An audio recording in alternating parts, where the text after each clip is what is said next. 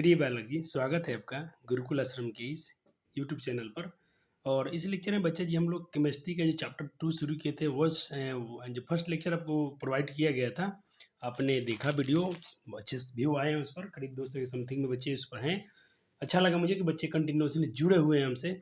200 बच्चे हैं करीब पढ़ रहे हैं, कंटिन्यूसली पढ़ रहे हैं, तो अच्छा लगता है देख के कि नया चैनल है फिर भी बच्चे इतना विश्वास रखे हैं। तो बिल्कुल उनके विश्वास को कायम रखना है और आपको सिलेबस बहुत मस्त से तैयारी करा देना है।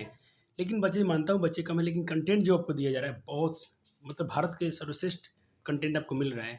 बशर्ते थोड़ा नए हैं इसीलिए बच्चे नहीं जान पा रहे, लेकिन जो भी बच्चे जुड़े हैं पढ़ रहे होंगे, आप बिल्कुल डरना मत, आप सबसे बेस्ट पढ़ रहे हो इतना भरोसा रखना।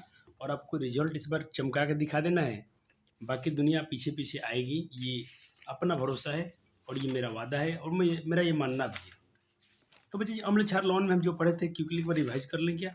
अम्ल क्षार लवण में हमने अपने जो दो प्रकार के जो अपनी स्केल थे जिसके हम लोग मापते हैं कि कौन अम्ल क्षार है, एक कृत्रिम और एक संश्लेषित। तो कृत्रिम में हमने पढ़ा था कि एक कृत्रिम था, एक संश्लेषित था और एक नेचुरल था। नेचुरल में हल्दी उल्दी था जिससे हम लोग अम्ल क्षार लवण की जांच कर पा रहे थे। और आपको मैं कहाँ तक पढ़ाया हूँ थोड़ा देख सा लूँ। ये रहा बच्चे, इतना शायद मैं आपको क्वेश्चन दे कर गया था। ये रहा लेक्चर का अपना लोगो, यानी यहाँ से आज हम लोग शुरू करेंगे। ये आखिरी कुछ एमसीक्यू दे के जाता हूँ हर बार। लिटमस विलेन बैगनी रंजक होता है जिससे निकाला जाता है, बिल्कुल लाइकिन का एक पौधा आपसे पढ़ा था, वहाँ से था ये। और बच्चे कुछ चाहेंगे और एमसीक्यू पढ़ने को, आप तो बिल्कुल कर सकते थे, लेकिन आज लेक्चर शुरू करने दीजिए। ख़त्म होगा तो आप ज़रूर ट्राई कीजिएगा, बहुत सारे एमसीक्यू बन जाएंगे। आपके पास ये बुक जरूर होने चाहिए बच्चा जी, एमसीक्यू प्रैक्टिस करने के लिए हर बच्चे के पास होना चाहिए। सस्ती बुक आती है, 100-110 के करीब में आपको मार्केट में मिल जाता होगा एटलीस्ट, मतलब कहीं कहीं पे महंगा भी होगा तो 120, इससे अधिक में शायद आपको नहीं लेते होंगे लोग प्राइज इसके। लेकिन ये मानता हूँ इसमें आंसर बहुत सा मिस्टेक मिलता है, लेकिन मैं बोल रहा हूँ इसके क्वेश्चन अच्छे हैं। आप इसके आंसर ढूंढने जाओगे तो फिर हो सकता है कि बहुत सारे आंसर इसमें मिस्टेक रहता है, गलतियाँ होती हैं। कोई भी इंसान काम करता है तो उससे कुछ उसमें बुराइयाँ होती हैं, तो उसको आप टेंशन नहीं लीजिएगा। आपका ड्यूटी, आप तो खुद पढ़ रहे हो कि नहीं पढ़ रहे हो बच्चे जी? आप तो पढ़ रहे हो, तो आपको बिल्कुल पता चल जाएगा कि कौन सा गलत है कौन सही है। तो जैसे इसमें क्या है, आपको चैप्टर बाई चैप्टर दिए, जैसे आप अम्ल क्षार लवण पढ़ रहे हो तो इसमें आइए, ट्राई कीजिए, आपसे क्वेश्चन बनना शुरू हो जाएंगे। अब पीएच नहीं पढ़ाया गया तो भी पढ़ा देंगे पीएच, उसके बाद जब भी सारे क्वेश्चन आपसे बनना शुरू हो जाएगा। चलिए, तो इसके बाद हम बात अभी नहीं कर रहे हैं, अभी हम बात कर रहे हैं कि आज क्या पढ़ना है। तो आज पढ़ना है बच्चे जी हम लोग को लेक्चर नंबर 2 यहाँ लिख दिया गया, थैंक यू आपको बोला गया था, लेक्चर नंबर 2 यहाँ शुरू है। अम्लीय उदासीन, एक क्वेश्चन आपसे किया जा रहा है कि अम्लीय उदासीन तथा क्षारीय विलयन में लाल लिटमस पेपर का रंग कैसा होगा। ये क्वेश्चन आप थोड़ा खुद से करोगे तो आपको फील आएगा कि आप कैसे पढ़ रहे हो। अच्छे क्वेश्चन है, इस क्वेश्चन का लेवल अच्छा है। थोड़ा मैं एक पेज ले लूँ, पेज ना मिले तो कॉपी से ही, कहाँ गया अपना पतला वाला कॉपी भैया जी। 1 मिनट बालक जी, 1 मिनट होल्ड कीजिएगा। एक बार ट्राई करके देखिएगा। वर्ग अम्लीय उदासीन तथा क्षारीय विलयन में लाल लिटमस पेपर का रंग कैसा होगा। अम्लीय उदासीन, कहता कि अम्लीय उदासीन तथा क्षारीय विलयन, 3 प्रकार के सॉल्यूशन आपके पास में है बच्चे जी। एक एसिडिक है, एक न्यूट्रल है और एक क्या बेसिस है, क्षारीय है। तीनों में आप लाल लिटमस डालेंगे, उसका रंग कैसा होगा। बिल्कुल करके देखना, आपका आत्मा से आएगा। अगर आपने ठीक से लेक्चर देखा होगा तो आप बिल्कुल इसे कर पाओगे। चलिए, अब समय बचाने के लिए इसको हम एक्सप्लेन कर रहे हैं और उम्मीद करता हूँ बच्चे ने इसको जरूर अपने मन में सोचा होगा। बच्चा जी गलत थी सही सोचिएगा जरूर, इससे क्या होता है ना, आपका कॉन्फिडेंस बनेगा। हो सकता है आपने सही सोच लिया हो तो आपके दिल में एक अच्छी अजीब सी फीलिंग आएगी, ओ मैंने ऐसा सोचा, सर ने भी ऐसा ही बता रहे हैं, यानी मैं अच्छा पढ़ रहा हूँ। आपका कॉन्फिडेंस आएगा बच्चा जी। देखिए, लाल लिटमस मैंने आपको बताया था उस दिन के ट्रिक में सिखाया था कि अनीला अम्ल जो होगा नीला लिटमस को लाल करता है और क्षार जो होगा लाल लिटमस को नीला करता है, ये बताया गया था। तो मैंने कहा कि बच्चा जी इसके सॉल्यूशन में देखिए, चूंकि लाल लिटमस पेपर जो होता है नेचर में बच्चा जी अम्लीय होता है। ये इसकी नेचर क्या होती है, ये ऑलरेडी अम्लीय होता है। यानी जैसे ही ये उदासीन विलयन में जाता है तो अम्लीय विलयन में पड़ेगा, तो उदासीन विलयन में और अम्लीय विलयन में इसका रंग लाल का लाल ही रहेगा, क्योंकि लाल लिटमस आपने पढ़ा कि ये अम्लीय होता है। तो चाहे इसको अम्ल में डालोगे तो कोई फर्क नहीं पड़ेगा, कलर चेंज नहीं होगा, और उदासीन में डालोगे तो भी कोई चेंज नहीं आएगा। लेकिन बच्चा जी, और यदि आप क्षारीय विलयन में जैसे पड़ेगा, तीनों में डालिएगा, आपने इसमें डाला, कलर चेंज नहीं हुआ तो समझो कि कोई बात नहीं है। फिर इसको अपने उदासीन में डाला, कलर चेंज नहीं हुआ तो समझे कि ये क्षारीय नहीं है। जैसे आप क्षारीय में डालेंगे तो ये लाल लिटमस पत्र क्या हो जाएगा, नीला हो जाएगा। क्योंकि अपने पढ़ा है कि जो क्षार जो होता है नीला, लाल लिटमस को नीला करता है। एक बार थोड़ा ट्रिक को फिर से चर्चा करने, बच्चे कुछ कन्फ्यूज हो गए होंगे। जैसे मैंने आपको ऐसा सिखाया था, इंग्लिश में सिखाया था ABR, ठीक, और BRB, ये 2 ट्रिक्स हैं अपने पास। ए फॉर एसिड, एसिड जो होता है ब्लू टू रेड, यानी नीला, ब्लू मतलब नीला, नीला लिटमस को लाल करता है, ठीक है। बेस मतलब क्षार, क्षार जो होता है बच्चा जी रेड लिटमस पेपर को, इन लाल लिटमस पत्र को ये बदल देता है बेसिक में, क्षारीय में ब्लू नीला करता है, लाल को नीला करता है। हिंदी में हमने आपको भी सिखाया था इसको। जैसे आपको पसंद आया होगा वो जरूर कीजिएगा, आपकी बात है ये। आपने देखा बच्चा जी? हाँ सर, चलिए बहुत मजा आया सर। लेकिन आपने तो एक पकड़ लिया, तीनों लीटर आपने इसमें डाला होगा, इसमें डाला होगा, इसमें डाला होगा। जैसे छाड़ी में अपने डाला होगा तो लाल किस बदल गया होगा, ये नीला हो गया होगा। अब सुनिए, अब क्या कीजिएगा आप, अब इसको अलग कर दीजिएगा। एक मैं इसको थोड़ा और एक्सप्लेन करूँगा, मैं प्यारे वालों को एकदम तोड़ के पढ़ना चाहता हूँ। ये आपके पास 3 है, 3 सॉल्यूशन है। एक में मान लो कि न्यूट्रल है, एक में उदासीन है, और एक में आपको पता नहीं किसमें क्या है। आप इसमें डालते हो लाल लिटमस पेपर, ठीक, कलर चेंज नहीं हुआ तो समझो कि कोई बात नहीं है। इसे में डाला, कलर चेंज नहीं हुआ, लाल का लाल ही लिया, लाल का लाल रहा। लेकिन जैसे आपने इस बिल में डाला होगा तो ये लाल से क्या हो गया होगा, नीला। तो इसको आप अलग कर देना सन, वो ये तो क्या है बच्चा जी, ये क्षारीय विलयन है। क्योंकि लाल लिटमस था तो लाल को लाल से नीला हो गया, क्षारीय। अब बच गया 2। अब आपका कैसा लिटमस हो गया है, नीला। कैसा हो गया, नीला। अब नीला लिटमस किस में डालोगे आप, मान लीजिए आपने इसमें डाला तो कलर चेंज नहीं हुआ तो समझना कि ये तो उदासीन है। अब छोड़ देना, जो बच गया वही क्या होगा तुम्हारा, वो अम्ल होगा। कितना आसान तरीका है सर, हम लोग बहुत होशियार हैं।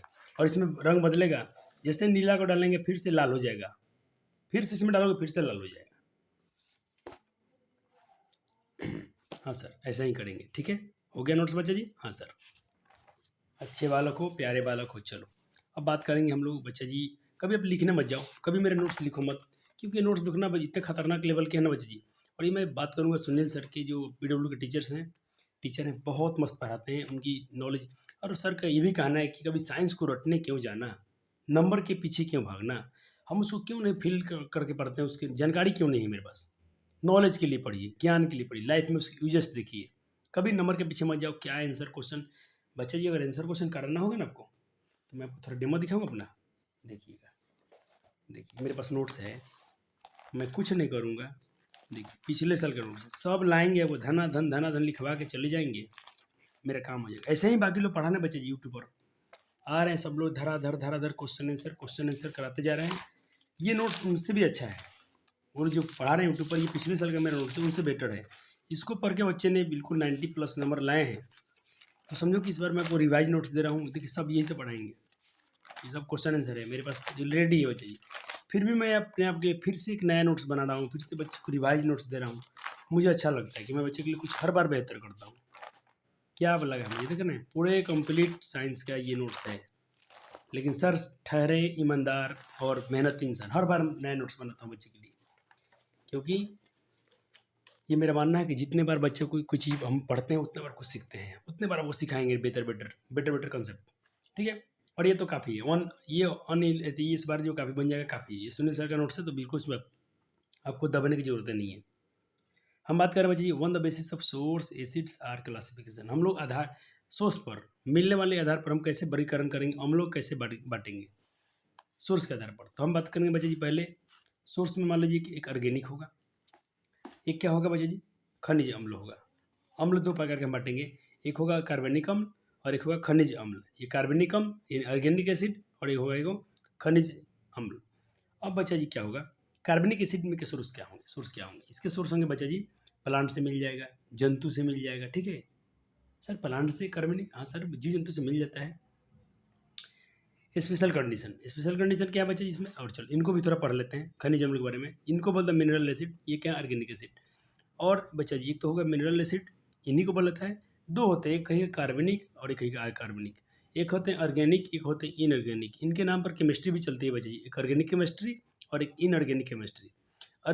इनऑर्गेनिक के बच्चे जी हम लोग मिनरल एसिड भी के नाम से जानते हैं।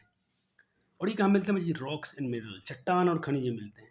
किस रूप में मिल जाते हैं बच्चे जी, ये मिल जाते होंगे नाइट्रिक एसिड के फॉर्म में, सल्फ्यूरिक अम्ल के फॉर्म में, फार्मूला लिख दिया हूँ याद रखिएगा, हाइड्रोक्लोरिक अम्ल के फॉर्म में, कार्बोनिक अम्ल के रूप में मिल जाते हैं, और ये बच्चा जी ये स्पेशल कंडीशन है, कार्बन और हाइड्रोजन में मौजूद होते हैं। कहते हैं ये स्पेशल कैसे बच्चा जी ऑर्गेनिक वाला है, कार्बन और हाइड्रोजन में मौजूद है या कार्बन के लिए कम से कम मौजूद होते हैं, लेकिन कम से कम एक कार्बन का बॉन्ड होना चाहिए। सर ये बॉन्ड क्या होता है बच्चा, ये बॉन्ड आपको समझ में आएगा, अभी रुक जाइए। चैप्टर नंबर जब हम आपको पढ़ाएंगे ना organic chemistry carbon hydrogen carbon वाला चैप्टर, तो वहाँ बताएंगे को बॉन्ड क्या है। जैसे मैं एक थोड़ा सा आपको झलक दिखाता हूँ। मैंने बात बोला CH4, ये क्या मीथेन, इसमें क्या है कार्बन एक हाइड्रोजन 4 है, कैसे बॉन्ड करेगा, सिंगल बॉन्ड बनेगा, एक एक एक। और कार्बन की वैलेंसी बच्चे जी 4 ही होती है, 4 ही कर पाएगा, और ये हाइड्रोजन 4 है तो 4 हाइड्रोजन यहाँ पर आकर लग जाएंगे। तो ये बॉन्डिंग जो हुई ना बच्चे, इसको बॉन्ड बोलते हैं, बंधन। तो यहाँ पर कैसा बॉन्ड होना चाहिए, यहाँ पर बॉन्ड समझाया जा रहा है आपको। यहाँ पर जो भी बॉन्ड होगा बच्चा जी हाइड्रोजन के लिए कम से कम, कहता कि कार्बन और हाइड्रोजन में मौजूद होता है, या हाइड्रोजन के लिए कम से कम एक कार्बन का बॉन्ड होना जरूरी है। ठीक है, चलिए अब बात करते हैं हम थोड़ा इनके कुछ एग्जाम्पल्स के बारे में।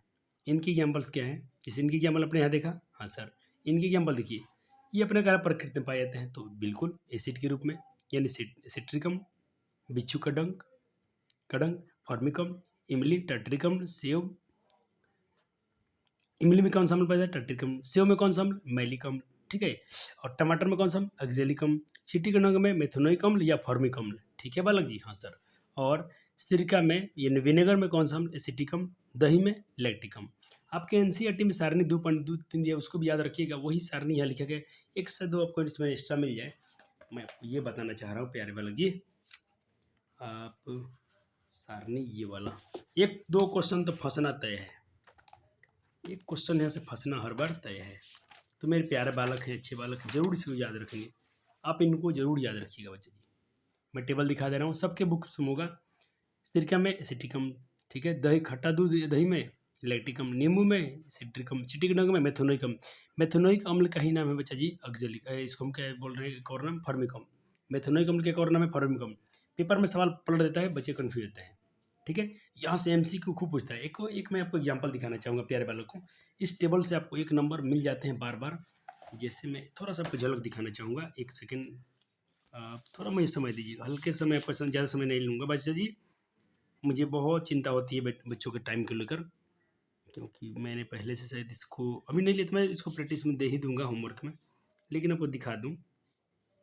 देखिए जैसे ये क्वेश्चन पूछा गया है 33 कि अक्जेलिक अम्ल का प्राकृतिक स्रोत निम्नलिखित में क्या है। आपने पढ़ा अक्जेलिक अम्ल कहाँ पाए जाते हैं, अक्जेलिक अम्ल क्या है, टमाटर में।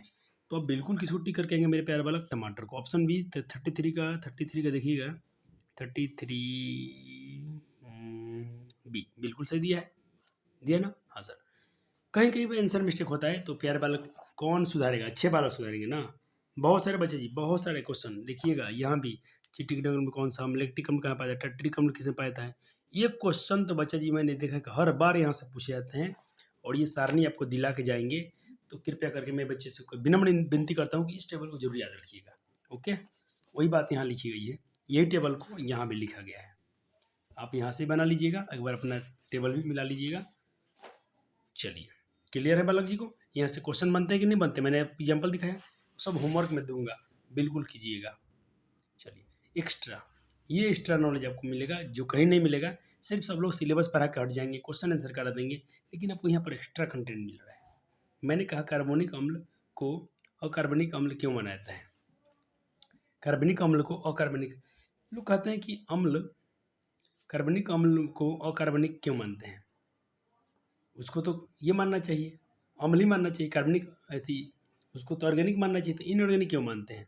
तो भाई कार्बनिक अम्ल को अकार्बनिक अम्ल इसलिए माना जाता है क्योंकि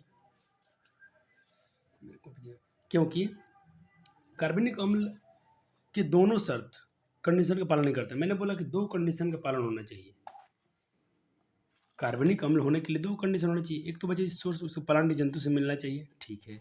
दूसरा केस ये कम से कम बोला गया कि कार्बन और हाइड्रोजन मौजूद होना चाहिए, या हाइड्रोजन के लिए कम से कम एक कार्बन का बॉन्ड होना चाहिए। ये दो केस होगा तभी जाके वो कार्बनिक अम्ल कहलाएगा, नहीं तो नहीं कहलाएगा। तो यहीं पर सवाल है कि कार्बनिक अम्ल को नाम है कार्बनिक अम्ल, तो इसको अकार्बनिक अम्ल क्यों बोल रहे हैं कार्बनिक अम्ल को।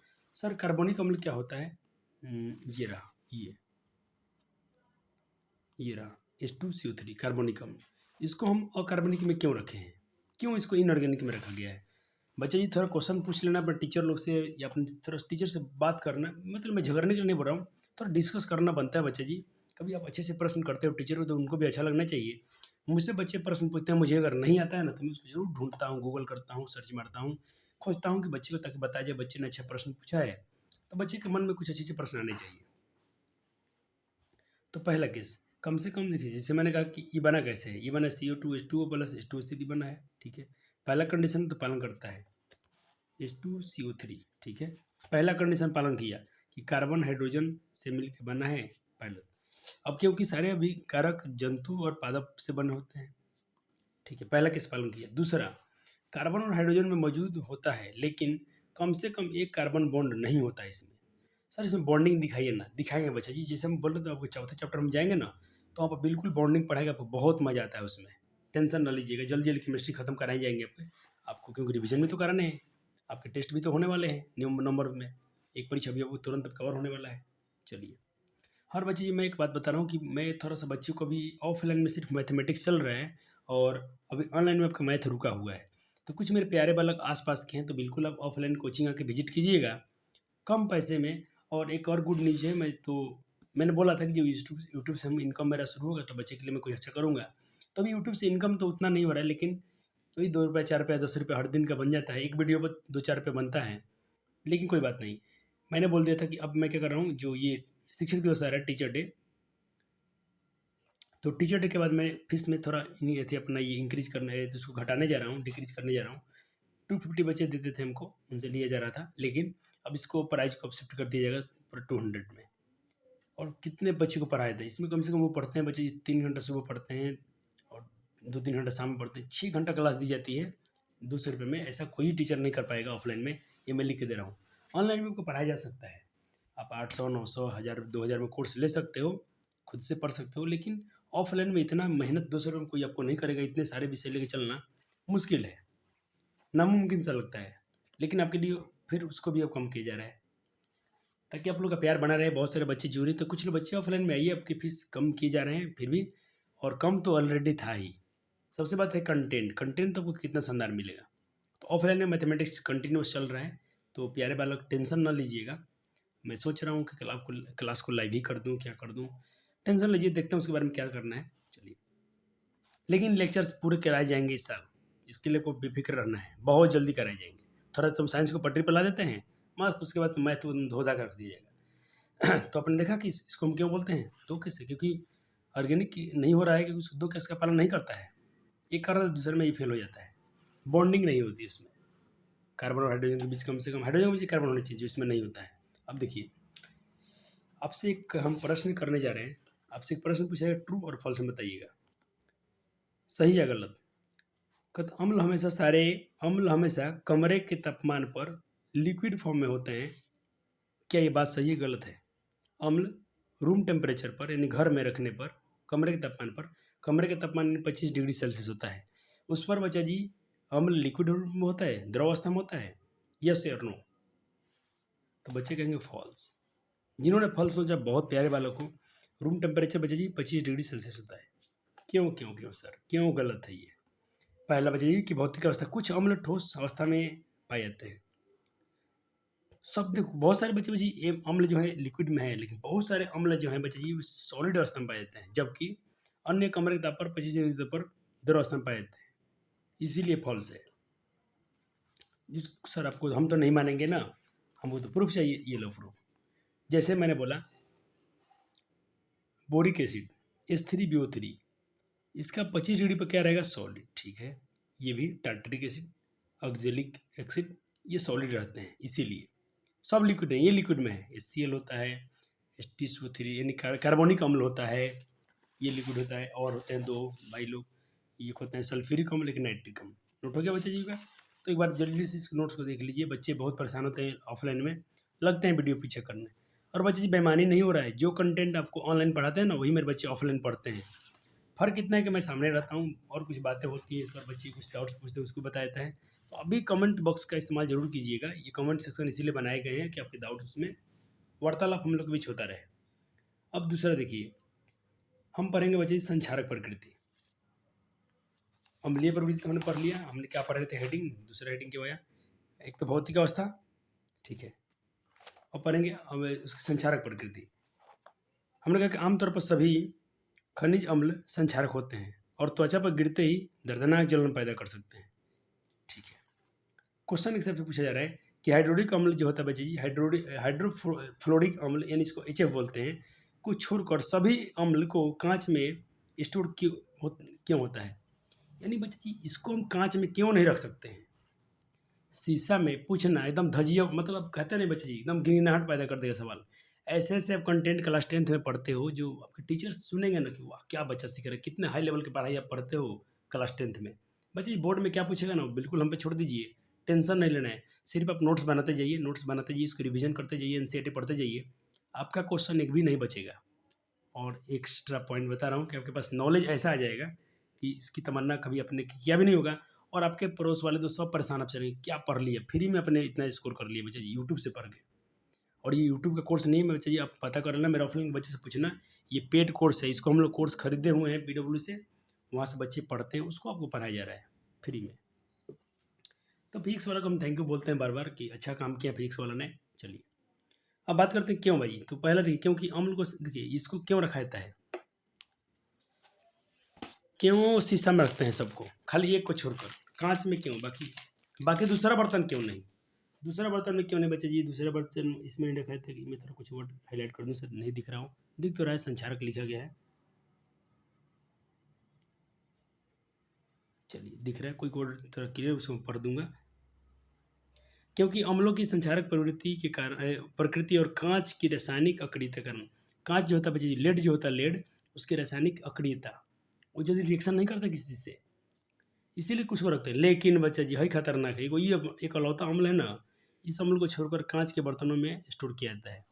अब क्यों भाई, क्योंकि HF जो होता है कांच के साथ अभिक्रिया कर लेता है और उसे संचारित कर सकता है, उसको मतलब गला सकता है, उसे खराब कर सकता है, तो जब फट जाएगा तो उसमें से स्टोरेज गिर जाएगा वो। बाकी वो कोई बर्तन में नहीं खाता, अम्ल हमेशा शीशे के बर्तन में रखे जाते हैं, कांच में रखा जाता है। सिर्फ HF एक अम्ल को छोड़कर, क्या कंटेंट मिला आपको, मजा आ गया सर, हम तो बात नहीं जानते थे। हाँ बच्चे कुछ आप अच्छा सीखोगे, आपके NCERT तो एकदम, आपको जो बच्चे पढ़ रहे हैं ऑनलाइन बाकी चैनल पर जाके, वो तो कंटेंट आपको मिल ही जाएगा, आपको थोड़ा एक्स्ट्रा मिल रहा है ना, इसके लिए आपको खुशी होनी चाहिए, और ये भी मिल रहा है ना, परफेक्ट मिल रहा है। अम्लों के रासायनिक गुण, भौतिक गुण हमने देख लिया कि कुछ अम्ल सॉलिड थे, कुछ लिक्विड में थे, कुछ उनकी प्रकृति देख लिया, संचारक प्रकृति होते हैं। अब बात करते हैं उसकी केमिकल प्रॉपर्टी में, रासायनिक गुण के बारे में। बच्चा जी कभी कभी मैं बता रहा हूँ जो भी आपको पढ़ाया जा रहा है, सारे NCERT कंटेंट पढ़ाया जा रहे हैं, तो आपको अब क्या ड्यूटी बनता है बच्चे को, मैं थोड़ा ये भी दिलाते चलूँ, तो बच्चे भूल जाते हैं क्या करना है उनको। आपको तो मैं ये बोला, अपने इसको तो पढ़ लिया होगा, ये तो टॉपिक उस दिन हो गया था, आपने ये गुणधर्म पढ़ रहे हैं तो इसको जरूर आप रीड मारिएगा, और ये भी सब पढ़िएगा, ये पढ़ा दिया गया था उस लेक्चर में, इसको भी आप जरूर एक बार रीड करेंगे प्यारे बालक जी। जिनके पास NCERT नहीं है तो उनके पास में ये क्लास, ये जो मैं दिखा रहा हूँ वीडियो रोक के, आप जरूर पढ़िएगा, आपके लिए बहुत इंपॉर्टेंट है। ये सब आज सारे टॉपिक आज कवर होने वाले हैं, ये सारे टॉपिक सबको आज कवर करेंगे हम, ठीक है, चलो नो टेंशन। तो हमने कहा कि भाई ये पहले रिएक्शन करेंगे, यानी जो अम्ल होंगे धातु की अभिक्रिया अम्ल के साथ, धातु के साथ, यानी अम्लों की अभिक्रिया धातु के साथ करेंगे, रिएक्शन करेंगे, तो अम्ल कैसा होगा, तनु होगा, डाइल्यूट एसिड होगा। डाइल्यूट मतलब सर, तनु मतलब होता है कि जिससे कि हम इसको बचपन में सिखाते हैं पंचुछुर, इसका मतलब होगा कि अम्ल कम होगा उसमें, जिस सोल्यूशन के में अम्ल की मात्रा थोड़ा कम हो, बाकी ज़्यादा हो, तो उसको तनु बोलते हैं। और सांद्र मतलब उसमें ज़्यादा होगा, अम्ल ज़्यादा होगा, बाकी कंटेंट कम होगा। तो यहाँ पर अम्ल हल्का सा कम है अपेक्षा जिसमें रखा गया है। और धातु की अभिक्रिया जब कराते हैं रिएक्शन करके, बुदबुदाहट, एक इफर्सिव, यहाँ एक बात करते हैं मछली, एफरेन, थोड़ा इस वर्ड को फिर से पढ़ें, थोड़े नए वर्ड, ये बड़ा वर्ड है, एफरेन, एफ्रेसेंसिव, एफ्रेसेंस, इसको मत, इसका ये हिंदी होता है, बुदबुदाहट का ये इंग्लिश होता है, तो आप ये भी याद हो तो काम चल जाएगा। यहाँ पर इंग्लिश उतना काम, थोड़ा ये वर्ड थोड़ा उल्टा है, तो इसका इंग्लिश याद होना है, लेकिन आपको मेरा ड्यूटी बनता है कि बच्चे को उसका इंग्लिश भी लिखा देना। जैसे तनु अम्ल के साथ हम धातु का अभिक्रिया कराते हैं बच्चे जी, तो क्या करते हैं, बुदबुदाहट, नहीं कुछ साउंड आता है, बुदबुदाहट, यानी अपने कभी खाना अपने जो अधन रखते हैं उसमें साउंड से आते हैं बुदबुदाहट वाला, देख रहा हो कभी अपना जो चावल पकता है ना, तब जिसका बुझबुझे उठते हैं ना, तब साउंड आता है, उस साउंड की बात हो रहा है। के साथ धात्विक लवण और गैस बनाते हैं। आपसे क्वेश्चन पूछा जाए तो क्या याद रखिएगा कि धातु जो होते हैं बच्चा जी, अम्ल के साथ अभिक्रिया कर क्या बनाते हैं, तो धात्विक लवण और गैस बनाते हैं। धात्विक लवण और गैस बनाते हैं। क्लियर है बच्चा जी। अब मैंने जो बुदबुदाहट की बात की थी, ये कैसे मालूम चलेगा, तो इसके लिए आपको एक्टिविटी दिया गया है। विलयन से गैस का निकलना बुलबुले के जमने और झाग के रूप में ये होता है बुदबुदाहट। अब देखिए रिएक्शन कैसा है, मेटल, तनु अम्ल, लवण और आपको क्या बनना है बच्चा जी, हाइड्रोजन गैस बनता है। ये बहुत इंपॉर्टेंट है। और गैस बनता है, गैस में कैसा है, हाइड्रोजन गैस है। आप हाइड्रोजन गैस भी कह सकते हो। देखना सब में हाइड्रोजन गैस निकला है, दोनों रिएक्शन है, दोनों में वही है। चलो सर जी, नोट हो गया प्यारे बालक जी का। हाँ सर, देखिएगा ये आपका एनसीईआरटी टर्म में दिया गया है कि अम्ल धातु के साथ अभिक्रिया करके लवण और हाइड्रोजन गैस बनाते हैं। ठीक है, यहाँ मैं गैस लिखा हूँ तो यहाँ पर कौन सा गैस लिख दूँ, सबसे बेटर रहेगा हाइड्रोजन गैस, H2 गैस। ठीक है, क्लियर बालक जी। हाँ सर, चलिए अब देखिएगा। अब रिएक्शन होने के लिए बच्चे जी मेटल को H2 से अधिक अभिक्रिया होना चाहिए। जो भी रिएक्शन होगा तो जो हाइड्रोजन से अधिक अभिक्रियाशील होना चाहिए। सर कैसे याद करें, सर आपको चैप्टर 1 में कराया गया था सर, फिर से याद दिला दीजिए। हम लोग थोड़े बच्चे हैं, मन के सच्चे हैं, भूल जाते हैं, कोई बात नहीं। तो हमने इसे याद किया था, कान्हा कार मांगे अल्टो जैन फरारी प्रभु हाय क्यों हजूर आज आओ। ठीक, यही रिएक्शन था अपना। क्लियर है बालक जी। हाँ सर, ठीक है। तो हाइड्रोजन से ऊपर वाला है, हाइड्रोजन से ऊपर कौन कौन आता है बच्चे, सब ये लेड, हाइड्रोजन से ये सब ऊपर, ये नीचे वाले नहीं, ये सब, ये जितने ये सब रिएक्शन करेंगे, ये सब रिएक्शन करते हैं। चलो, अब जो गैस उसमें इवॉल्व होता है, जो गैस उसमें से निकलता है, जो उत्पन्न होता है, गैस इवॉल्व होता है, उसके बारे में कैसे जांच करेंगे आप, तो उसको बच्चे जी जांच करने के लिए आपको एक बीकर में, इसको मैं आपको थोड़ा दिखाएंगे जी, से टेंशन ना लीजिएगा। और इस चीज़ को बच्चे जी आप लोग हाइड्रोजन गैस को बिल्कुल खुद से प्रयोग कर सकते हो, लेकिन ऐसे बुलबुले आते हैं बुदबुदाहट से, उनमें फुसफुसाहट होती है, इससे चावल नहीं बनता अपना। ऐसे बुलबुलाहट आएगा, उसमें तो कुछ माचिस की तीली ले जाओगे उस बुलबुले के सामने तो भयंकर आवाज़ आती है, उसमें आग पकड़ लेता है। हाइड्रोजन उसमें बहुत ज्वलनशील होता है। देखिएगा बच्चे जी, मैं आपको थोड़ा दिखाना चाहूँगा जूम करके, ये रहस्य देखना, बहुत स्लो मोशन का ये है। देखिए उसके बुलबुले आ रहे हैं, इसमें आवाज़ होती है बुदबुदाहट जैसी, जैसे माचिस के पास आएगा आग पकड़ेगा, इसमें आग लग जाती है और एक आवाज़ आती है फट से, इसमें एक आवाज़ आती है बच्चा जी। कभी इसको आप घर पे कर सकते हो। कैसे करना है बच्चे, ऐसा लिखा गया, इसकी जांच की प्रक्रिया बिल्कुल कर पाओगे, बिल्कुल इसकी साउंड भी आप सुन पाओगे, आपको एक आवाज़ भी सुनाई देगा। कैसे, देखिएगा जैसे कि ये कैसे इवॉल्व होते हैं, कैसे गैस मालूम चलेगा हमें, तो आपको पर्सनली बीकर में जैसे रिएक्शन होगा, प्रतिक्रिया होगी यानी अभिक्रिया होगा, उसके मुंह के पास एक जलती हुई कोई माचिस की तीली, मोमबत्ती कुछ भी लेके जाइएगा, एक चिक पॉप आवाज़ सुनाई देगी, पॉप मतलब एक साउंड आएगा और वहाँ से आग लगेगी। यह हाइड्रोजन गैस की उपस्थिति की पुष्टि करता है, जो अत्यधिक ज्वलनशील होती है और वायु या ऑक्सीजन की उपस्थिति में प्रज्वलित होने पर फट जाती है आवाज़, और फट भी जाती है, बुलबुला फटता भी है। मैंने आपको एनिमेशन दिखा दिया, इसके लिए आप मुझे नहीं बोल पाओगे सर, मैं आपको पूरा दिखा दिया, एक बार और देख लो। ये गैस आ रही है, जैसे माचिस की तीली पड़ेगा, देखना फट से फटेगा और एक आवाज़ आती है, जो शायद मैं वो साउंड ना सुना पाता हूँ क्योंकि मेरे पास उस टेक्नोलॉजी नहीं है बच्चा जी, लेकिन सर ने दिखाया था, हम लोग ने देखा था क्लास में उनके पास, उन्होंने खुद इस प्रयोग को किया था और साउंड को उन्होंने सुनवाया था। चलो ये देखिएगा अगला पॉइंट क्या बचा जी अपना, अगला हम टॉपिक पढ़ेंगे। ये क्वेश्चन आपको करना होगा, ये क्वेश्चन को थोड़ा करके देखिए। पूछा रहेगा अभिक्रियाओं के प्रकार की पहचान करें जब जिंक के कण तनु हाइड्रोक्लोरिक एसिड के साथ अभिक्रिया करते हैं। बच्चे जिंक के कण ही क्यों, जिंक का बड़ा टुकड़ा क्यों नहीं, उसके छोटे छोटे पार्टिकल्स क्यों, कण मतलब क्यों, क्यों विस्थापन, और क्या करेगा अगर अभिक्रिया करेंगे बच्चे जी, जिंक के तनु अम्ल पर डालेंगे, तनु को हाइड्रोक्लोरिक अम्ल से अभिक्रिया करेंगे तो कौन सा ऑप्शन सही होगा, जल्दी कीजिए, ये आपका क्वेश्चन है, जल्दी कीजिए, समय कम है, वीडियो रोकिए, आंसर कीजिए, थोड़ा समय लीजिए, पढ़ लीजिए, रिएक्शन लिख लीजिए, संतुलित कीजिए।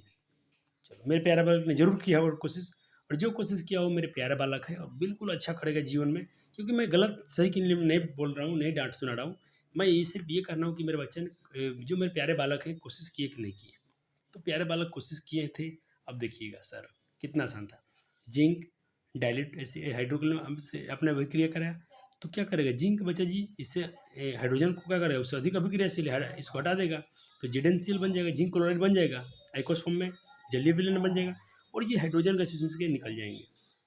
तो ये क्या है, डिस्प्लेसमेंट किया गया, क्या हुआ भैया जी, मेटल नॉन मेटल को हटाया है।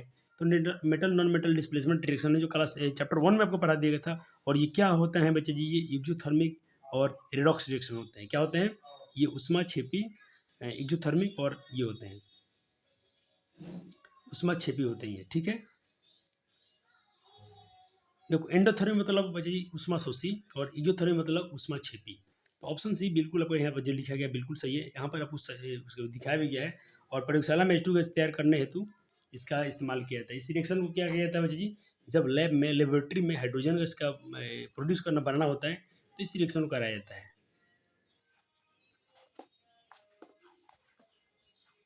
चलिए अब क्या है बालक जी, चलिए अब क्वेश्चन नंबर कि धातु, अब अगला आपने पढ़ लिया, आपने मेटल क्या करा था, आपने क्या पढ़ा, आपका पहला रासायनिक प्रॉपर्टी क्या पढ़ा अम्ल का, पहला आपने पढ़ा बच्चे जी कि अम्ल के साथ अभिक्रिया कर धातु क्या बनाते थे, तो बनाते थे लवण और हाइड्रोजन गैस।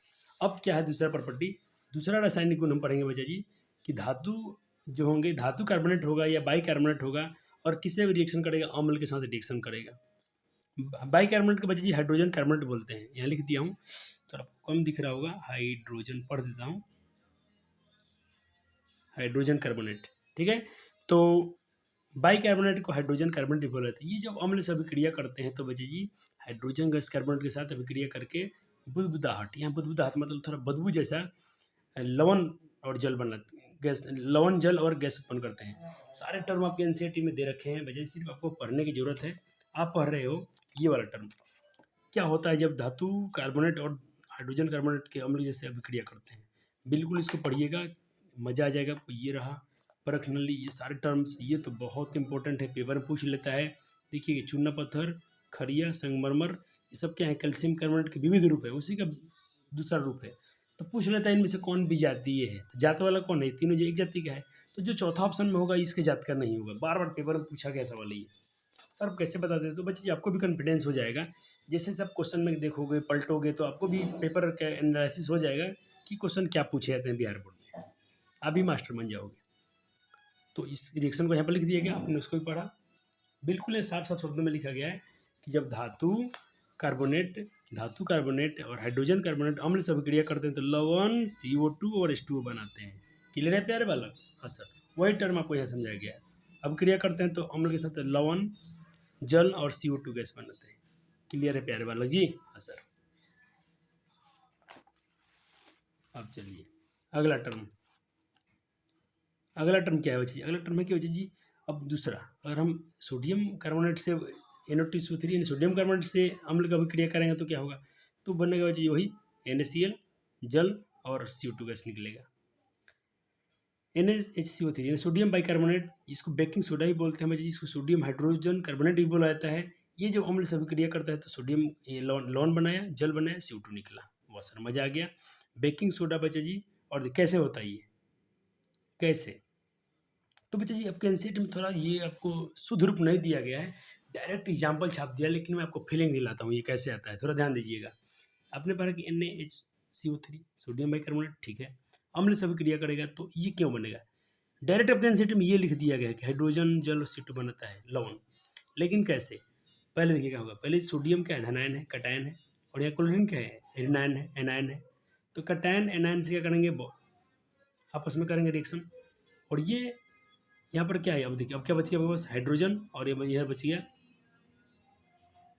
ये तो हो गया, हाँ। अब यहाँ बच गया बच्चे ये अपना कार्बन, ये दोनों क्या करेंगे आपस में, ये जो पार्ट्स बच गए ये आपस में रिएक्शन करके अलग बना, देखिए क्या होगा, NaCl को ले लिए थे, NaCl बन गया। अब इसमें क्या देखिए CO3 और क्या है बच्चे जी, इधर बच गया अपने पास हाइड्रोजन, ये बनाएंगे ये, तो इनसे डायरेक्ट ये नहीं लिखती है, इसको नहीं लिखती है, डायरेक्ट इसको लिख देती है, हाइड्रोजन और लवण बनाते हैं। क्या लिखती है एनसीईआरटी, डायरेक्ट लिख देती है इस रिएक्शन को कि वो लोग क्या बनाते हैं, अम्ल लवण और कार्बन डाइऑक्साइड ये बनाते हैं, लवण कार्बन डाइऑक्साइड और जल। ये कहाँ चला गया, ये बनना चाहिए ना भाई, ये उसको गायब ही कर देता है। देखना आपको देखो फीलिंग आ रहा है CO3 और क्या है एच क्या बनेगा CO3 ये बनाया बन गया। अब ये बच्चा जी और फर्दर डिवाइड होकर ये फिर रिएक्शन करता है तो ये टूटता है किसमें, ये टूटेगा इसमें से H2 और O निकल गया। अब देखिएगा CO3 था, इधर एक ऑक्सीजन इसमें 3 गो है, ठीक है, तो H2O में चला गया एक ऑक्सीजन, तो एक ऑक्सीजन कम हो गया। तो सर मजा दिला दिया, अब तो बच गया ना जी, समझा। फिर से देखिए, थोड़ा ध्यान दें, थोड़ा गहराई में चलिए। ये ऐसा बनता है बच्चे, एनसीईआरटी ने इसको गायब किया, डायरेक्ट इसको लिखा है, इसको लिखा है, इसको लिखा है, इसको लिखा है, ये कहाँ चला गया। पहले ये स्टेप बनता है, इसके बाद ये बनता है। फिर से फिल्म दिखा दूँ, हाँ सर, Na और Cl, NaCl सोडियम क्लोराइड, हाँ सर। अब क्या बचे यहाँ पर है अपने पास, अब बच गया ये, तो अब इसके पास बच गया ये एनायन, हाइड्रोजन बच गया और इधर बच गया कटायन। अब ये जो बचे पार्ट है अपने में आपस में करेंगे रिएक्शन, तो CO3 और H, तो ये बन जाएगा HCO3, ये बन जाएगा कार्बोनिक एसिड, कार्बोनिक एसिड बन गया। अब ये कार्बोनिक एसिड टूटेगा तो इसमें देखिए H2 और O, इसमें से एक ऑक्सीजन मिल जाएगा, तो H2O बन गया, जल बन गया। अब इसमें एक O बचा है तो CO2। वो सर मजा गया, क्या पढ़ाते हो सर, गजब गजब सर।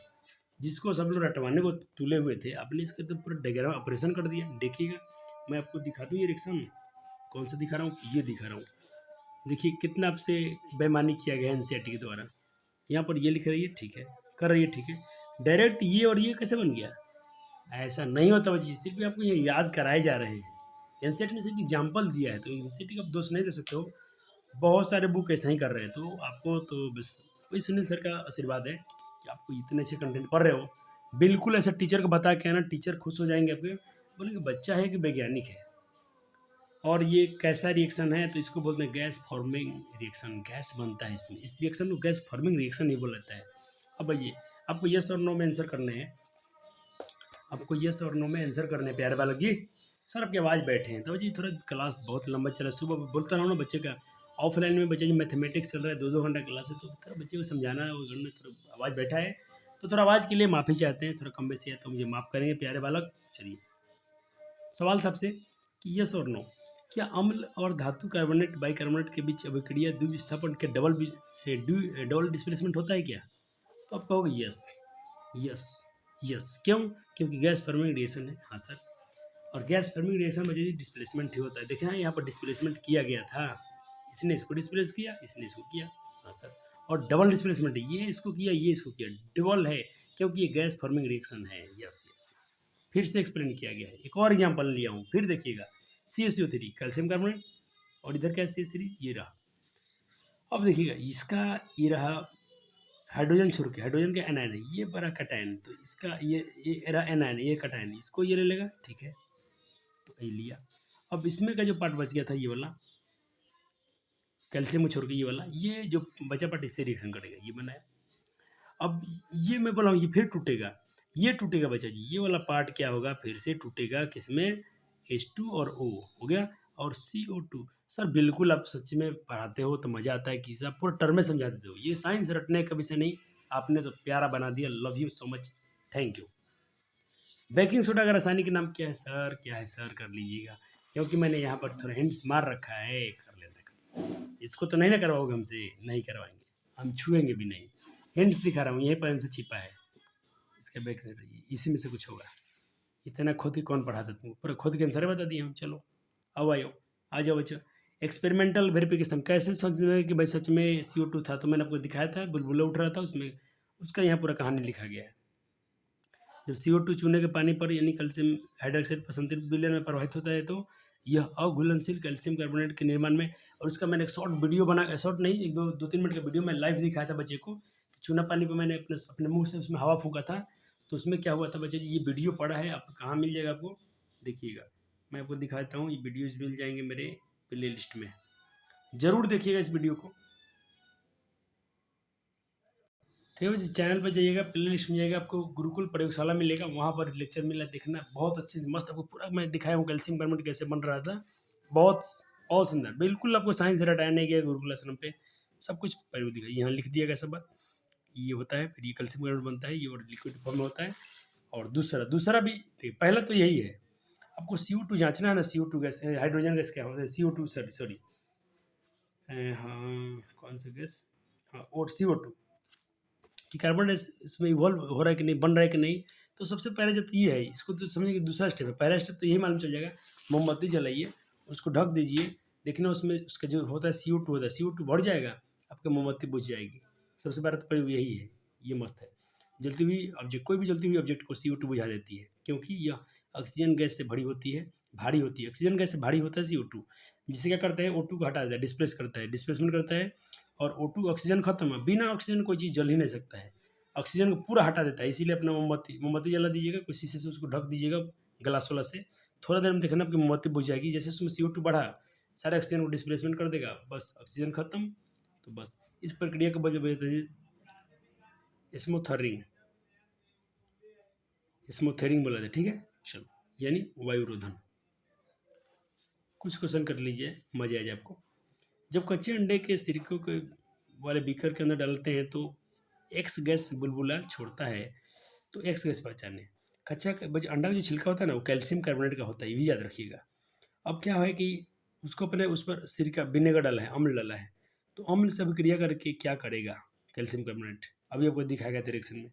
रिएक्शन में पीछे दिखा चुका हूँ कि अम्ल से रिएक्शन करते हैं कैल्शियम कार्बोनेट, तो क्या होगा, कौन सा गैस होगा, एक्स की पहचान करो, CO2 होगा कि होगा। तो देख लो, अंडे से ज़्यादा CO3 होता है। अब फिर से देख लो, सर जी बेईमानी नहीं करते हैं, फिर से देखो, CaCO3 कैल्शियम कार्बोनेट, अम्ल से अभिक्रिया के विनेगर, सिरका, याद रखना सिरका का फॉर्मूला यही है, पूछा नहीं जाएगा पेपर में लेकिन नॉलेज के लिए। और ये करेगा तो कौन सा गैस निकला, देख लो, यही आपका आंसर होगा। रटना माना है, वो जो मैं दिखाता ना जी, जाति वाला, चूना पत्थर, CaCO3, चौक, खड़िया जिसको बोलते हैं, एवं संगमरमर, CaCO3, ये सब कैल्शियम कार्बोनेट के विविध रूप है। तो कभी पूछ ले कैल्शियम कार्बोनेट ये और ये, और एक दे देगा कुछ प्लास्टर ऑफ पेरिस पूछेगा, इसमें से कौन विजातीय है, तो बिल्कुल करके आना। यहाँ चलिए, चूना पत्थर का रासायनिक नाम क्या है, चूना जल का रासायनिक नाम क्या है। अरे भाई, चूना जल का रासायनिक नाम क्या होता है, चूना जल का रासायनिक नाम होता है कैल्शियम हाइड्रोक्साइड। क्या होता है, कैल्शियम हाइड्रोक्साइड। अब चले, कुछ क्वेश्चन यहाँ पर प्रैक्टिस करने के लिए बोला गया है, तो करना पड़ेगा। मुझे जाना पड़ेगा MCQ टारगेट में, और क्वेश्चन नंबर कराने पहले आपको 59 60, पहले तो 9 नंबर क्वेश्चन कराने हैं। देखना पढ़ने के फायदे क्या हैं, ये लेक्चर सब लोग रटना पड़ता है ना, देखना आपके MCQ साथ में कराए जाते हैं, तो ये कंप्लीट लेक्चर मिल रहा है बाबू जी, कभी आपको डरना नहीं है, कहीं भटकना नहीं है। लोन तो भी नहीं पहने तो छोड़ देता हूँ, एल्कोहल एसिटिक अम्ल छोड़ देता हूँ, कोई भी नहीं। चलो यहाँ आ जाओ, बेकिंग पाउडर का रासायनिक सूत्र क्या है, बेकिंग पाउडर रासायनिक सूत्र बताओ क्या होगा, जल्दी बताओ। जिससे हम लोग बेकिंग सोडा थे, बेकिंग सोडा बोल रहे थे, बेकिंग सोडा, जल्दी कीजिए। NaHCO3, ओ सर बालक, प्यार वाला बहुत चला गया, 9 का C हो जाएगा, सुंदर बालक हो तुम, जल्दी जल्दी करना, बच्चे चीज़ें बोलेंगे। 9 का हो गया, तो चलो सही मान, 10 आ रहे हैं, आ रहे हैं, निम्नलिखित ओ आगे सर, ये मैं कब से बता रहा हूँ, देखते हैं बिहार बोर्ड कैसे बताते, 2014 में, 2022 में, 2023 में, एकदम लपेटते रहता है सवाल को। तुम्हारा टेस्टो परीक्षा में पूछता है, जो बच्चा जी यहाँ सिर्फ ये लिखा गया कि बोर्ड में क्या पूछा गया है, तो बोर्ड में इतने बार पूछा गया, तो समझो स्कूल में कितने बार पूछा गया होगा इसको। कौन भी जाती है, मैंने पहले बताया, चूना पत्थर था, खड़िया था, संगमरमर था। अरे भैया जी, है ना, प्लस D हो जाएगा। जो बच्चे ने DT किया होगा बिल्कुल सही, तो ये भी हो गया, अच्छे बालक हो, तो 9-10 करा दिया गया। और क्या है, तो और क्या, बैटरी कम लिए नहीं कराएंगे अभी, तो बहुत सारे टर्म में नहीं, जो उस आपको देंगे नहीं होमवर्क, वो जो दूंगा जो आपको पढ़ा दिया हूँ। PH में नहीं पढ़ाया हूँ, तो क्वेश्चन देना मेरा फर्जी नहीं बनता है, मैं नहीं दूंगा अभी।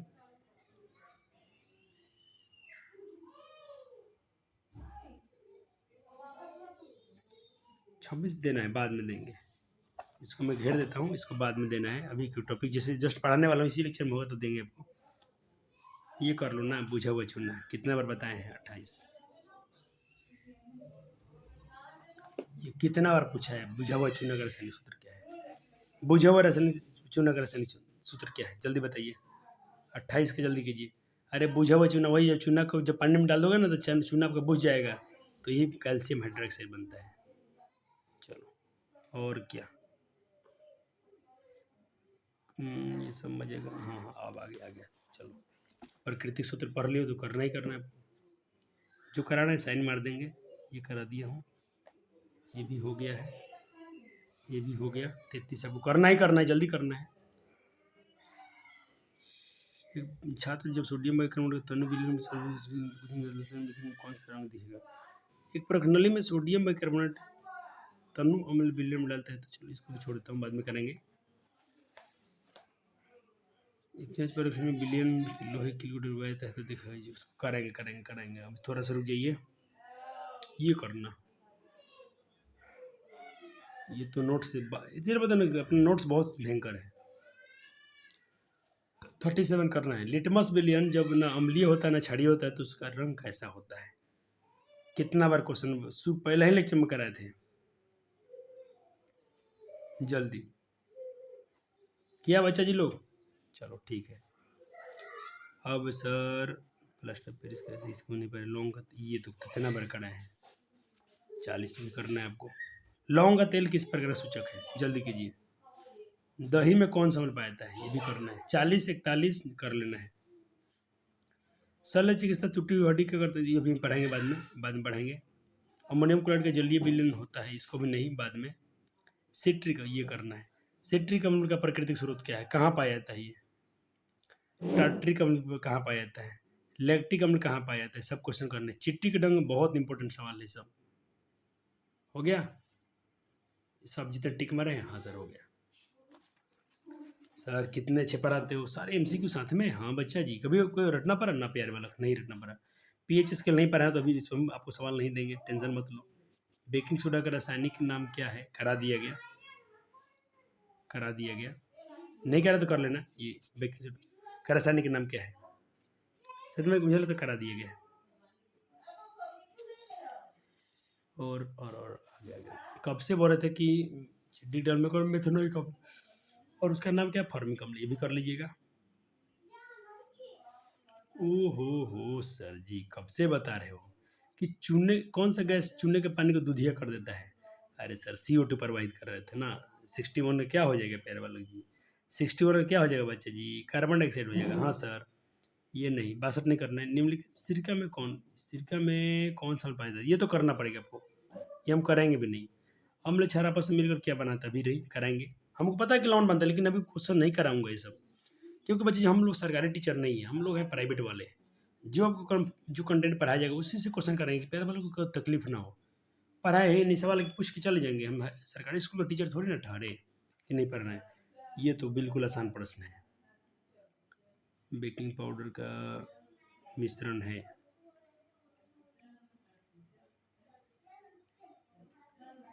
तो ये छोड़ दो भी, ये तो ट्रिक सिखा दिया हूँ। कौन सा पदार्थ है जो नीला लिटमस पत्र को लाल करेगा? देखो अनीला तो अम्ल होगा, हमने इसका ट्रिक सिखाया था। अनीला अम्ल जो होगा नीला लिटमस को लाल करेगा, तो क्षार अम्ल, अरे सी हो जाएगा, 70 का सी होगा। दुनिया में कोई ताकत गलती नहीं काटेगी। 71 का आंसर करोगे? 71 का। खाने का सोडा क्या है, कब से बता रहा हूँ?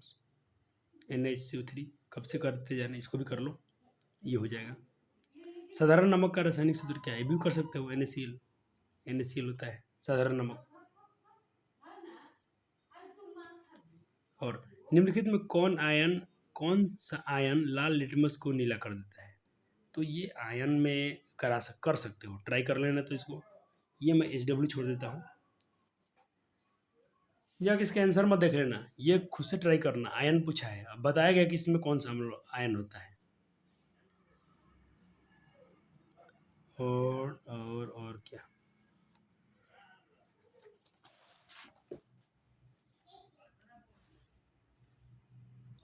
शुष्क बर्फ का रासायनिक, ये तो 9th का सवाल है, ये तो करना चाहिए आपको। 82 तो वो बिल्कुल करना चाहिए। CO2 जो होता है ना बच्चा, शुष्क बर्फ का रासायनिक सूत्र है। अम्ल के जलीय विलयन में निम्नलिखित में कौन सा उत्पन्न होता है? अम्ल बच्चे हम चलो थोड़ा सा शायद पढ़ाएंगे, नहीं पढ़ा छोड़ता हूँ इसको, अगले में ले लेंगे। निम्नलिखित में कौन सा जलीय विलयन जो है, कौन सा जलीय विलयन है जो नीला लिटमस को लाल करेगा? तो नीला को लाल कौन करता है? अनीला अम्ल करेगा। तो 85 का भी ये हो जाएगा आंसर। हाँ बिल्कुल है, और इस साल पूछा गया। देख सबसे बड़ा मतलब 2023 में पूछा गया है। ऐसे ही प्रश्न पूछा था, अभी तुम डरना मत, ये सब पढ़ाया जाएगा। जिप्सम पढ़ने वाले, हम POP सब कुछ पढ़ने वाले, टेंशन मत लो। ये तो कर लेना। निम्नलिखित में कौन संश्लेषित सूचक है? निम्नलिखित में कौन, ये छोड़ दो अभी। चूना जल का रसायन, ये तो कर लेना 90 नंबर। 90 तो बिल्कुल कर देना। चूना जल का रासायनिक सूत्र क्या है? वही कैल्शियम हाइड्रोक्साइड है। देखा कितना क्वेश्चन आपसे हो गया 2 ही लेक्चर में। अरे सर जब पूरा लेक्चर पढ़ा दोगे तो क्या होगा? कुछ नहीं, सब आपको जुबान पे होगा आंसर। तो ये पावर है बच्चा जी अपने कंटेंट का। ये सारे क्वेश्चन करा दिया हूँ, ठीक है। यहाँ आ जाओ। निम्नलिखित में कौन विजातीय है? तो आपने कर लिया, यही था ना विजातीय, प्लास्टर ऑफ पेरिस। चलो अब जल्दी कर लेते हैं, थोड़ा सा टॉपिक और बचे हैं। अम्लों के साथ धात्विक ऑक्साइडों की अभिक्रिया, रिएक्शन विथ मेटल धातु ऑक्साइड।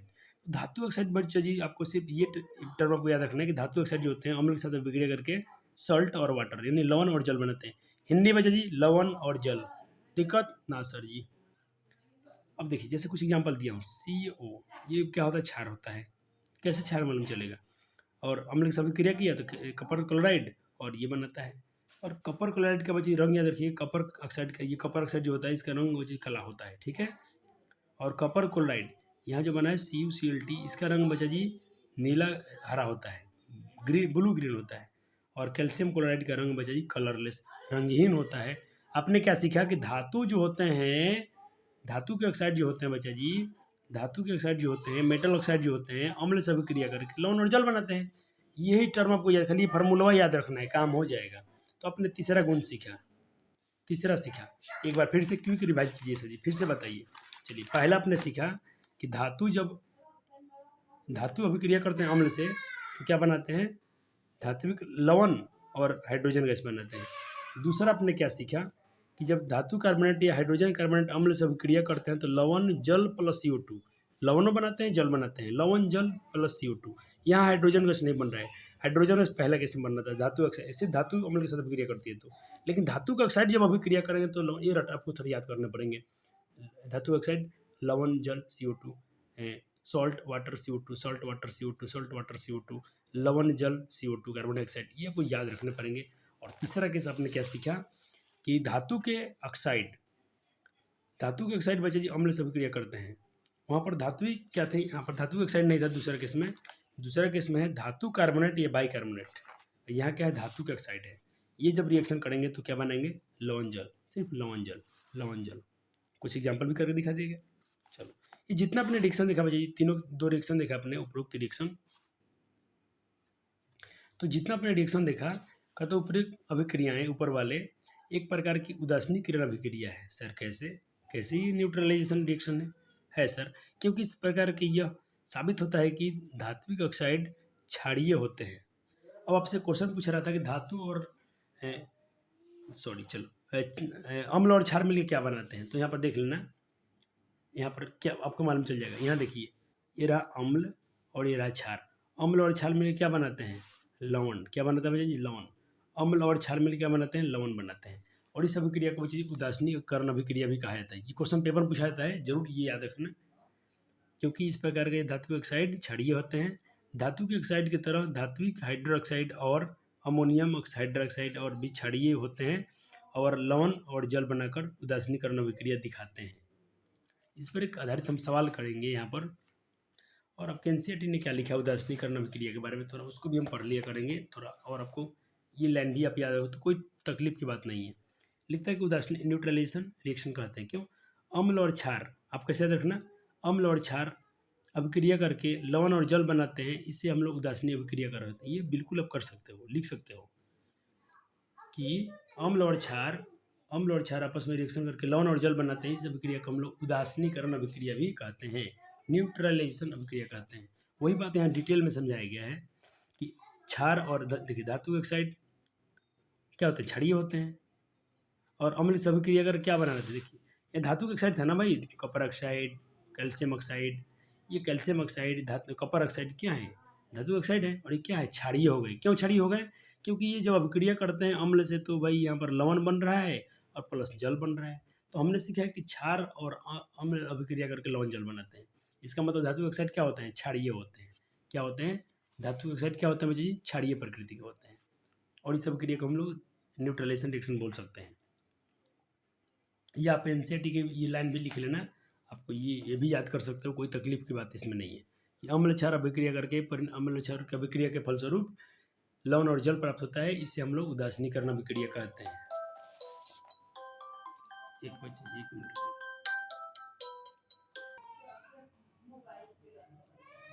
अब देखिए बच्चा जी, आपसे क्वेश्चन, सॉरी सॉरी, थोड़ा एक कॉल से आ गया था बच्चा जी। हाँ ठीक है। आपने क्या सीखा? अम्ल और क्षार मिलकर आपस में क्या बनाते हैं? लवण और जल। अभी कुछ पूछेगा कि सर अम्ल और क्षार मिलकर क्या बनाते हैं? लवण। ये एमसीक्यू पूछ लेता है, याद हो गया? फिर से याद कीजिए। अथी क्षार, ये क्या है? बेस। और ये क्या है? HCl, अम्ल है। अम्ल और क्षार मिलकर क्या बनाते हैं? लवण। क्या बनाते हैं? लवण। अम्ल और क्षार मिलकर क्या बनाते हैं? धातु ऑक्साइड बच्चे क्षारीय होते हैं, क्षार और लवण। ओ सर, याद हो गया, एमसीक्यू याद हो गया। क्वेश्चन दिखा दें? दिखा दें? अरे मना नहीं कहते कि अभी नहीं कर रहा हूँ, नहीं कर रहा हूँ। चलिए दिखा देता हूँ। तो मिल जाए बालक जी, थोड़ा आराम से पढ़ दो, कोई दिक्कत नहीं बच्चे। देखो बाकी लोग जैसे मैं आपका समय बर्बाद नहीं कर रहा हूँ, बिल्कुल थोड़ा जो सब क्वेश्चन खोजने में समय लग जा रहा है, और लेकिन आपको परफेक्ट कंटेंट दिया जा रहा है, टेंशन की बात नहीं है। थोड़ा समय दीजिए पैराबोलॉजी। ऐसा ना समझिए सर जी अपना व्यूज़ बढ़ाने के लिए, पैसा कमाने के लिए समय खींच रहे हैं, ऐसा कुछ नहीं है। आप लोग का प्यार होगा, आशीर्वाद होगा तो सर जी पैसा भी कमाएंगे। इतना मेहनत करते हैं, रात भर जगते हैं, सब कुछ करते हैं, और पैसा कमाएंगे तो बच्चे जी समाज के लिए ही कमाना है। मुझे बहुत सारी इच्छाएं अपनी कि मैं एक बच्चे के लिए अच्छा स्कूल खोलें जिसमें सब गरीब के बालक पढ़ लें, ऐसी मेरी इच्छाएं हैं, लेकिन सबके लिए पैसा चाहिए। हर चीज़ में पैसा लगता है बच्चे जी। अगर एक स्कूल बनाना हो, कोई स्ट्रक्चर तैयार करना हो, हर चीज़ में पैसा लगता है। लेकिन हम ईमानदारी से कमाएंगे बच्चे। देखो फालतू फालतू वीडियो बना के लोग, कॉमेडी बना के वीडियो, गलत गलत वीडियो बना के कितने लोग पैसे कमा रहे हैं। लेकिन हम लोग बच्चे जी कंटेंट वाले हैं, हम लोग को थोड़ा समय लगता है, कोई बात नहीं। आप लोग का प्यार बनेगा, वीडियो को अपलोड शेयर कीजिएगा, बहुत सारे बच्चे जुड़ेंगे आपसे। आप लोग बहुत बड़े चैन हो, किसी को भी जोड़ सकते हो। बशर्ते थोड़ा नया चैनल है, बच्चों को भरोसा कम है कि नए नए, लेकिन ऑफलाइन में बच्चे वेरीफाइड है, इसीलिए तो वो अपना रिजल्ट दिखाया था ऑफलाइन का कि बच्चे ने 400 प्लस ऊपर किए हैं ऑफलाइन में। ऑनलाइन में ज़्यादा बच्चे कर जा सकते हैं, क्योंकि ऑनलाइन में क्या आपको सिर्फ पढ़ना ही पढ़ना है। ऑफलाइन में बच्चे समय कम होता है, इसमें आप जितना बार चाहो उतना बार लेक्चर्स देख सकते हो, रिवाइज कर सकते हो। कहाँ चल गया भाई? तो यही मुहावरा है ना कि बगल में टिंडोड़ा शहर में ढिंडोरा, नहीं मिल रहा है अभी। अभी थोड़ा देर पहले देखे थे हम लोग कि अम्ल और क्षार मिलकर क्या बनाता है।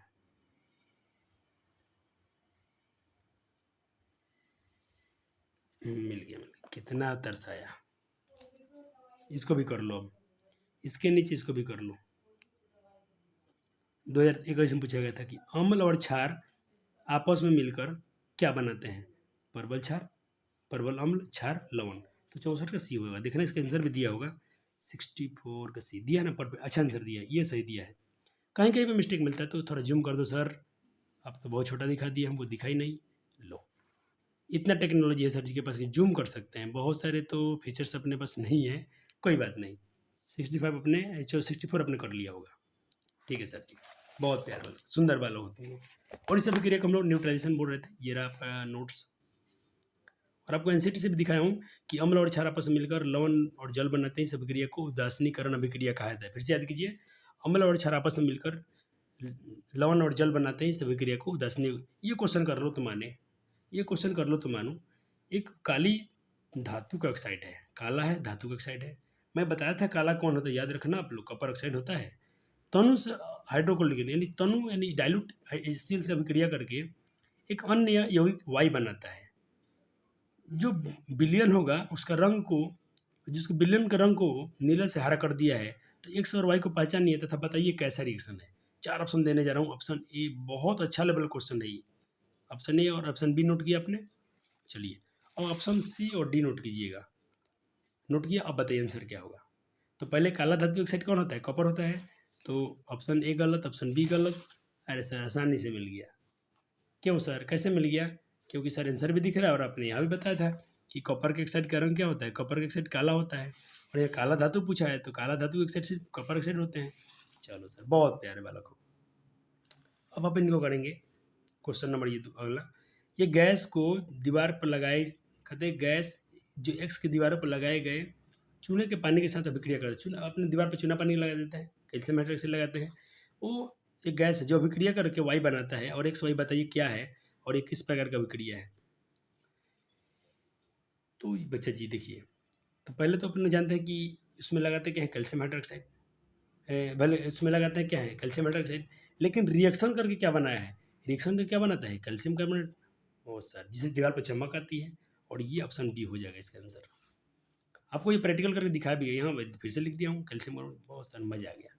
सारे हिंट्स हैं, एक भी क्वेश्चन रटना नहीं है।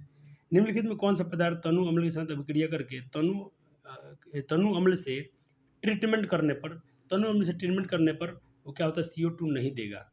तो ऑप्शन डी आपने देख लिया होगा, या इसको यहाँ पे एक्सप्लेन कर दिया गया है। और एक बात देखिएगा, कैल्शियम हाइड्रोक्साइड का दूसरा नाम बच्चा जी स्केल्ड स्केलेट लाइम है। यानी स्केलेट लाइम का मतलब क्या होता है बच्चे जी, स्केलेट लाइम का मतलब होता है कास्टिक चूना। ठीक है, अब चलो कुछ क्वेश्चन ही क्वेश्चन कर लो। मैं तो कहूँगा बच्चा जी आप आंसर मत देखना, निम्नलिखित में कौन सा कथन गलत है, ए, बी और इतना ही क्वेश्चन है। चलो, और ये ठीक है, इतना क्वेश्चन हुआ।